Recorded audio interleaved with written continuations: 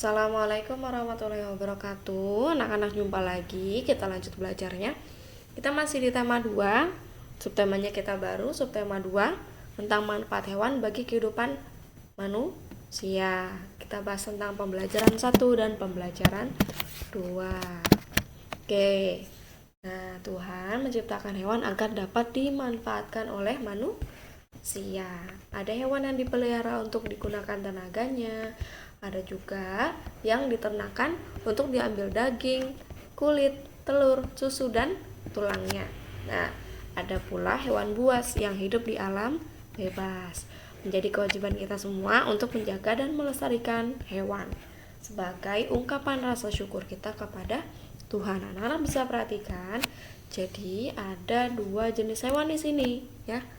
Ada hewan jinak, ada hewan buas. Kalau hewan jinak itu yang bisa dipelihara oleh manusia dan tidak membahayakan. Nah, kalau hewan buas ini hewan yang tidak bisa dipelihara. Bisa, tapi jarang ada yang memelihara karena dikhawatirkan bisa membahayakan manusia. Nah, gitu nggak ya? Akan bisa perhatikan dari beberapa gambar. Yang bagian sini rata-rata adalah hewan jinak. Nah, yang bagian sini rata-rata adalah hewan buas. Ada macan, gajah. Nah, biasanya di alam bebas.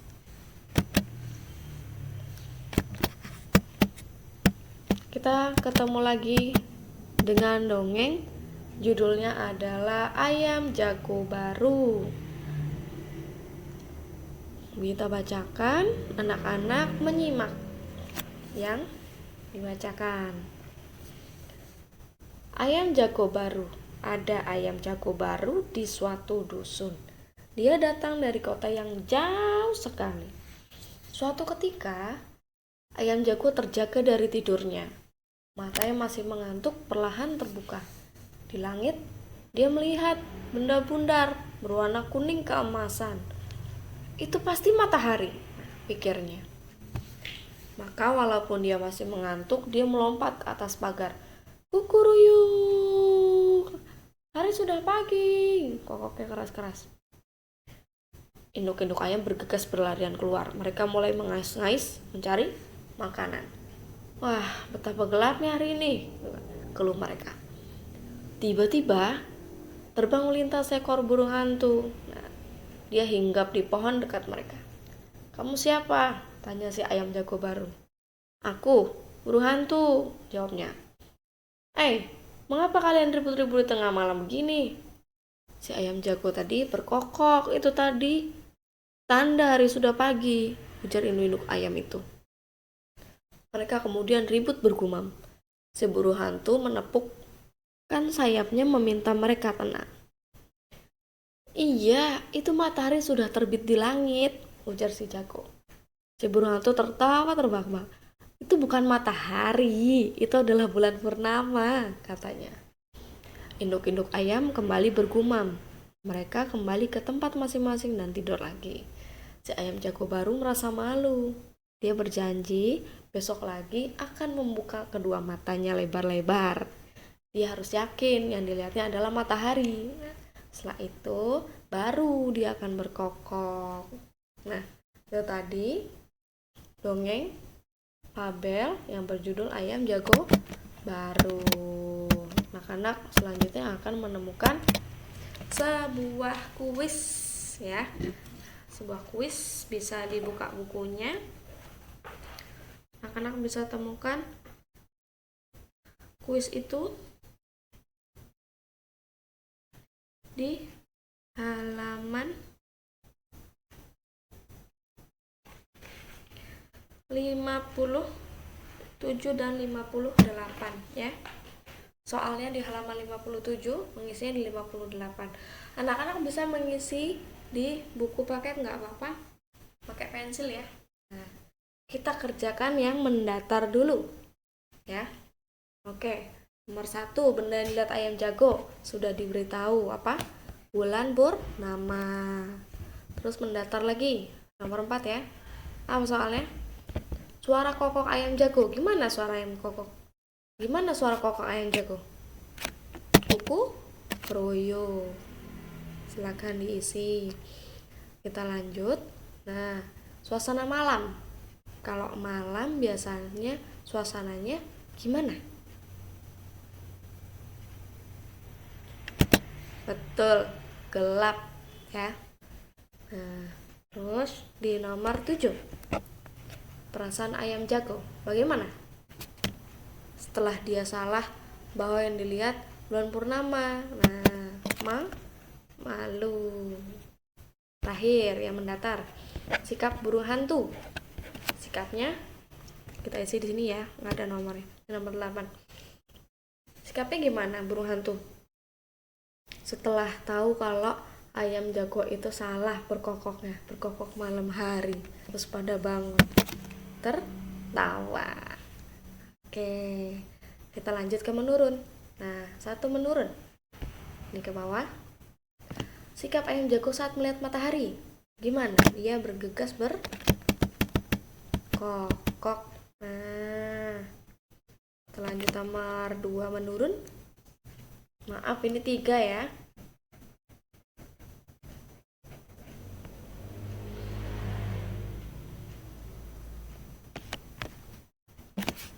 Nomor 2 tidak ada ini. Nomor 3. Nah, burung yang mencari makan di malam hari. Burung hantu. Ya. Oke, 2 menurun tidak ada ya. Lanjut ke nomor 6. Tempat ayam jago berkokok. Dia bangun-bangun kemana tadi? Naik ke pagar. Nah, itu isinya. Anak-anak bisa isi ya. Oke, sekarang kita lanjut ke halaman 60 sampai 62. Kita mengulang ke materi kelas 2 ya, tentang perkalian. Nah, gimana sih bentuknya? Nah, situ sudah ada gambarnya. Kita bahas, kita isi sama-sama. Anak-anak salin di buku paket nggak apa-apa, di buku latihan juga nggak apa-apa ya. Oke, 3 kali 5 ya, berarti 5-nya 3 kali. Nah, gambarnya seperti ini ya. Ada 3 tempat, isinya 5-5. Nah, perkalian 3 kali 5. Kalau hafal cepat. Berapa? 15. Oke. Nah, kalau yang ini, yang B, kita hitung tempatnya di berapa? 1, 2, 3, 4, 5. Oke. 5, isinya 3. Isinya 15 hasilnya. Oke, sifat pertukaran lagi. Nah, jadi gimana? Sama seperti waktu itu ya. 3 kali 5 sama dengan 5 kali 3. Oke. Nah, lanjut ya. Nomor 2A. Berapa itu? Kotaknya ada 4. Nah, setiap kotak isinya ada 6. 4 kali 6. 4 kali 6 berapa?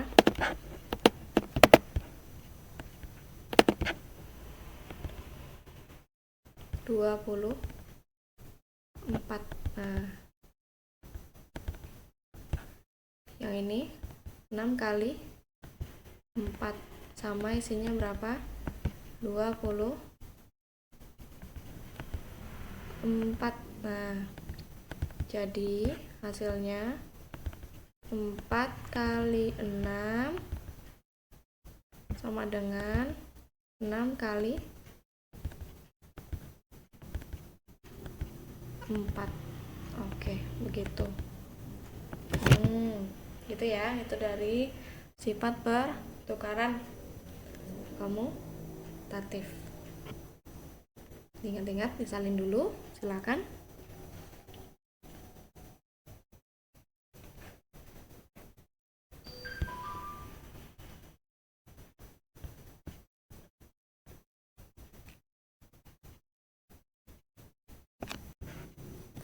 Oke, kalau sudah kita lanjut ya.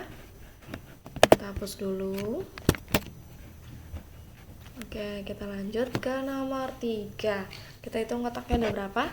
Ada 1, 2, 3, 4, ada 5. Ada 5, kita tulis 5. Masing-masing kotak isinya adalah 6. 5 kali 6 berapa, Nak? 3. Mohon maaf. Ulangi ya. 3 30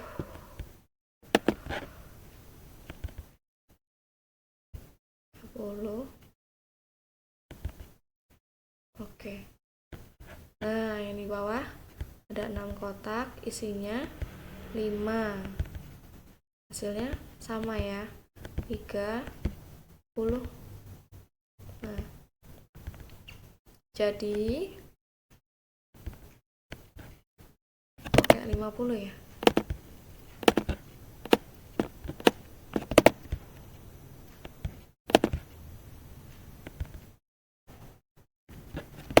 Maaf ya, agak susah nulis ya. Oke, jadi kesimpulannya berapa anak-anak? 5 kali 6 sama dengan 6 kali 5, betul. Nah, anak-anak tulis gitu ya. Lanjut ke nomor 4. Hitung kotaknya ada 4, betul. Ayamnya ada per kotak berapa? 3. Berapa 4 kali 3? Ya, yang sudah hafal pasti cepat. 12.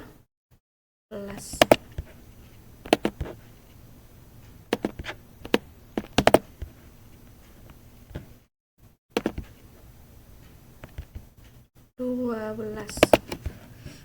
Itu 2 ya. Oke, kita lanjut yang B. Kotaknya ada 3. Ayamnya ada, mohon maaf. Ulangi. Salah. Kotaknya ada 6 ya. Maaf. Kotaknya ada 6. Ada 6. Isinya 3. Jadinya 18. Maaf. Nah, kalau yang ini kotaknya ada 3, isinya 6 ya. Hasilnya adalah 18. Nah, jadi kesimpulannya 6 kali 3 sama dengan 3 kali 6. Pertukaran ya, oke. Gitu. Nah, isi dulu. Sudah diisi anak-anak? Oke. Udah ya. Nah, ada gambar anak-anak sedang menirukan gerak hewan. Kira-kira kalau dilihat dari posisi tangannya, anak-anak itu sedang menirukan gerak hewan apa? Betul, ayam ya. Mereka lagi mengepakkan sayap. Lanjut ke halaman 65. Kita lanjut ke pembelajaran 2. Anak-anak bisa simak bukunya, bisa simak cerita yang di layar. Kita bertemu dengan dongeng lagi. Nah, ceritanya Benny dan teman-temannya belajar di dalam kelas. Seisi kelas sedang mendengarkan dongeng. Nah, judulnya apa? Judulnya adalah Kisah Semut dan Merpati. Nah, tahu nggak anak-anak kalau zaman dulu itu burung merpati bertugas sebagai pengantar pesan. Nah, beberapa anak mungkin tahu ya. Oke. Sebelum Bumita bacakan, anak-anak perhatikan dulu. Di cerita nomor 1 ini, kenapa ada angka 1, 2, dan 3-nya? Dan kenapa bentuknya seperti ini? Nah, itu menandakan ini satu paragraf. Ini paragraf 1, ini paragraf 2, dan ini paragraf 3. Tandanya itu ada paragraf atau tidak, itu tulisannya menjorok ke dalam, sedangkan yang lain agak di depan sini. Itu tanda dari sebuah paragraf. Oke, kita bacakan ya. Pada suatu hari, ada seekor semut yang sedang berjalan-jalan mencari makan di pinggir sungai. Seperti biasa, dia berjalan dengan riang dan karena kurang hati-hati, tiba-tiba ia terjatuh ke dalam sungai. Arus sungai menghanyutkannya. Semut itu timbul tenggelam dan kelelahan. Ia berusaha untuk menepi tetapi tidak berhasil. Seekor burung merpati kebetulan bertengger di ranting pohon yang melintang di atas sungai. Melihat semut yang hampir tenggelam dan ia merasa iba. Burung merpati ini memetik daun dan menjatuhkannya di dekat semut. Nah, semut merayap naik ke atas daun. Akhirnya ia berhasil menyelamatkan dirinya dengan bantuan daun tersebut dan mendarat di tepi sungai. Tidak lama kemudian, sang semut melihat seorang pemburu burung sedang mengendap-endap berusaha mendekati burung merpati yang telah menolongnya tadi. Nah, semut menyadari bahaya yang membayangi merpati yang baik tersebut. Ia segera berlari mendekati pemburu dan menggigit kaki sang pemburu. Nah, pemburu itu kesakitan dan terkejut. Ia mengibaskan ranting yang tadinya akan digunakan untuk menangkap burung. Nah, burung merpati menyadari keberadaan si pemburu yang sibuk mengibas-ibaskan ranting karena habis diapain?